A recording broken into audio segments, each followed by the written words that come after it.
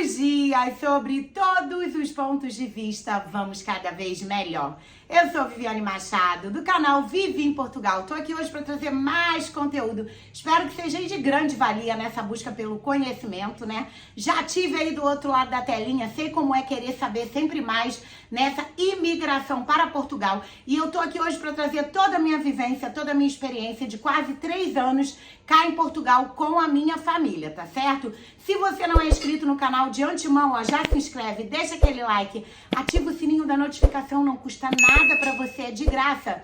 Pra mim é muito importante pro YouTube continuar incentivando as pessoas e levando meu vídeo pra maior quantidade de pessoas possíveis. E hoje nós vamos falar aí de uma situação muito importante. Eu vou nomear para vocês 5 situações que ninguém te conta sobre Portugal. Então eu vou falar de muita coisa aqui interessante, muita coisa para você prestar atenção. Fica comigo no vídeo até o final e vamos que vamos!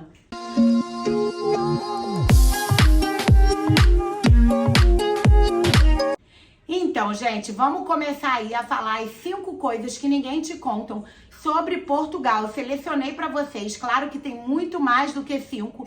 Em todo o meu vídeo eu tento trazer para vocês sempre a verdade, para tentar realmente ajudar. Lembrando de antemão que você que não quer ficar procurando vídeo aqui no YouTube fora de ordem, eu tenho um curso totalmente online, Vida em Portugal, passo a passo, que eu coloco para vocês em ordem alfabética, em ordem cronológica, tudo que você precisa para fazer uma imigração segura, tá certo? Vou colocar o link aqui para facilitar, você clica no link, dá uma olhadinha.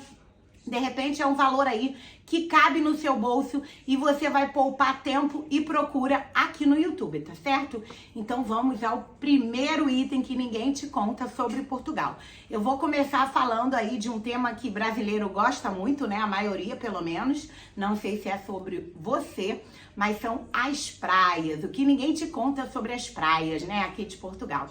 A gente escuta aí a maioria das pessoas, vídeos maravilhosos de youtuber, e realmente é verdade, das belezas naturais aqui de Portugal, que não perdem nada do Brasil e vice-versa. Realmente amo as praias aqui do Brasil, porque eu estou de férias nesse momento, tô gravando esse vídeo para vocês aqui no Brasil, tá? Então não estranhe que eu tô falando aqui do Brasil.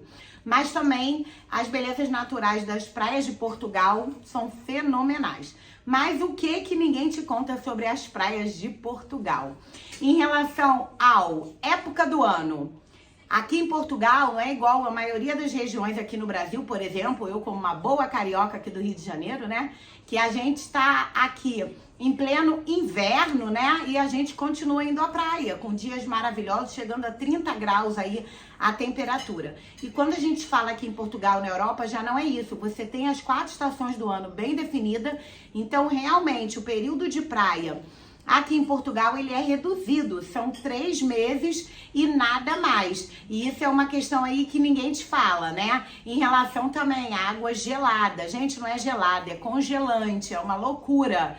Quando a gente fala do sul, essa temperatura aí no sol de rachar de 40 graus, devagarzinho, você até consegue entrar. Criança, né? Que pra criança tá tudo bem, tá tudo bom, até entra. Mas quando a gente fala das praias do norte, que é a minha realidade, como você sabe, eu moro no Porto. Gente, são lindas, mas realmente é para inglês ver, como a gente diz, né? Porque realmente as praias são muito geladas, né? Nós brasileiros acostumados a vender tudo na praia, vende até canga, biquíni, comida nem se fala, né?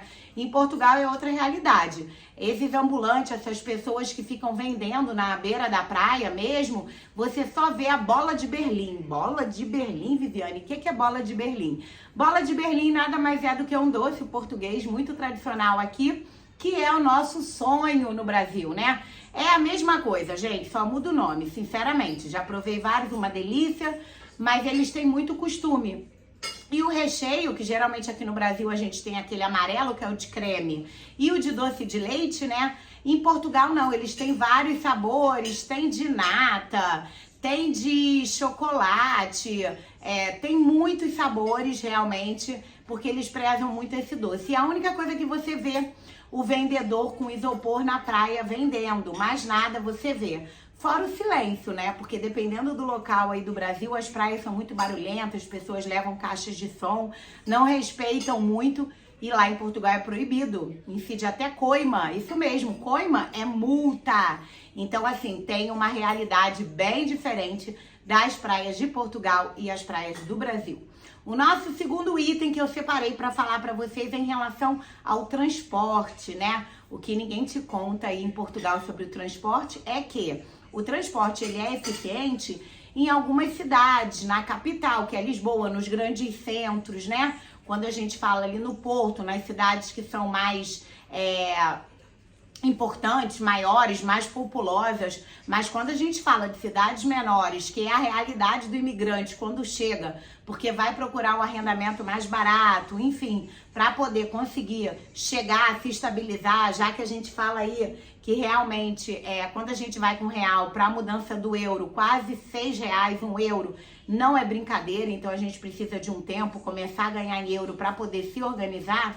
Então, realmente, o transporte não é eficaz. Na cidade onde eu moro mesmo, que é uma cidade, não posso nem dizer pequena, porque tem bastante, a população já é bastante populosa, né? A gente tem, eu digo muito como referência o McDonald's. Eu vejo a cidade que tem McDonald's não é tão pequena assim. Na cidade onde eu moro tem McDonald's, mas também não tem shopping, e aí também já é uma noção que não é tão grande assim, né? Mas enfim, a cidade onde eu moro, que é no Porto, em Felgueiras, mais ou menos 40, 50 minutos de carro do centro, você não tem trem, você não tem um comboio, transporte público, você só tem o quê? O autocarro, que é o ônibus, tá certo? E você tem aqueles horários específicos, na verdade eles não são tão eficientes assim, para quem precisa realmente do autocarro para trabalhar todo dia, fica aí encrencado. Daí a necessidade, quando você vai para as aldeias, nem se fala, que é como a gente fala da área mais rural, né? Que aí os arrendamentos são mais em conta, você tem que ter um carrinho. Daí, aproveitando a falar da minha parceria, vou deixar o Instagram dele aqui, ó, @Magal em Portugal. Diz que a Vivi que indicou que você vai ter lá desconto, vai ter brinde, e realmente é uma empresa aí que eu confio, que eu garanto, brasileiro, que tá aqui em Portugal, tá em Braga, a loja dele é em Vila Verde, mas ele vende online, pelo site dele, ele entrega o carro para você aonde você estiver aqui em Portugal. E realmente nele eu confio e é muito importante para você saber que está comprando um carro de qualidade. A meu ver, na imigração, dependendo do local que você vai morar, é imprescindível um carro, não é luxo, é necessidade, tá certo? E o terceiro item, mas não menos importante, que a gente vai falar agora, é sobre o hábito, gente, é isso mesmo, sobre os hábitos portugueses. A gente não escuta muito falar sobre isso, mas é muito diferente. E a gente tem que ver que nós estamos nos países dele. Então, nós que temos que nos adaptar, nós temos que saber qual é a maneira deles de viver. E já digo pra vocês, é muito diferente do brasileiro. Vou dar um exemplo aqui, como eu poderia dar vários exemplos. Essa questão que muita gente gosta, né? De quinta, sexta-feira, ou até todo dia, sair do trabalho, parar num barzinho, tomar uma, encontrar com os amigos, tá tocando aquele pagodinho, aquela animação toda. O português, ele é mais fechado, ele é mais retraído, ele não tem muito esse hábito. Aqui, na verdade, já esses botecos, como a gente fala aqui no Rio de Janeiro, já é diferente. A cara já é outra lá em Portugal. E você tem as pastelarias. Pastelaria é tudo, gente. É padaria, é lanchonete, o nome é pastelaria. E você não vê muito o português com esse hábito que nós brasileiros temos, né? A alegria contagiante, o acabou de conhecer uma pessoa, já é amigo, já tá convidando para o churrasco do final de semana. Não. O português já é mais fechado, já é mais retraído, eles se encontram muito em família, na casa de um familiar. Aquela bagunça não é tão fervorosa assim, você não escuta um barulho do vizinho. Então, é uma realidade que eu digo que a gente tem que tratar o quê? O psicológico. Além do financeiro, planejamento, que é muito importante, é a palavra de ordem aqui do canal, nós temos que pensar também o quê? No psicológico. É muito diferente, tá? Então, fica atento a isso. Quarto item que eu coloquei pra você é sobre o preconceito, é isso mesmo. A gente não escuta, né, muito falar por aqui, ou então as pessoas são radicais. Já vem no vídeo falar sobre preconceito e aí generaliza todo o português e começa a falar mal de Portugal. Então, pra que tá aqui? É só não vir, é só voltar pro Brasil, né? Aí a gente começa aquelas mensagens horrorosas, aqueles comentários horrorosos. Mas o que eu quero falar pra vocês é que também nem tudo são flores. Eu mesmo tô falando, gente, da minha experiência. Eu não posso falar pelo vizinho do lado, eu falo pela minha. E eu vou dizer pra vocês que vira e mexe, tem sim, quando eu abro a boca, porque eles já sabem que nós somos brasileiros quando a gente abre a boca, a maneira de falar é muito diferente. E realmente, quando a gente principalmente vai para as pessoas mais idosas, que são mais antigas, né, digamos assim, realmente tem aí um preconceito grande. Não são todos? Claro que não. A gente não pode generalizar tudo. Graças a Deus, os meus filhos na escola não tiveram nenhum problema. Tem amizades maravilhosas. Agora, um caso isolado ou outro, até na escola, tem. E a gente tenta intermediar o quê? Da melhor maneira possível. Graças a Deus, meus filhos contam tudo, chegam pra mim, falam, a gente tenta resolver, eu tento que a irmã mais velha ajude o mais novo, enfim.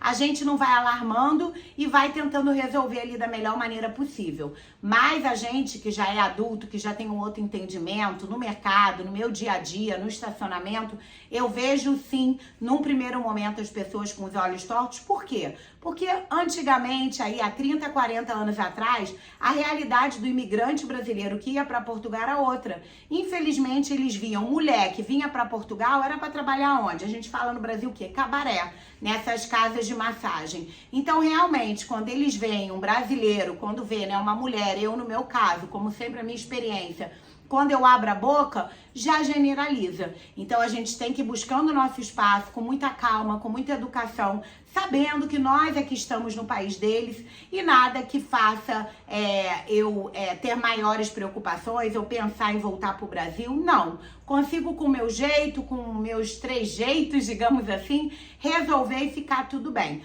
Mas não é uma questão que a gente possa passar panos quentes e dizer que o preconceito não existe. Infelizmente, existe sim, tá certo?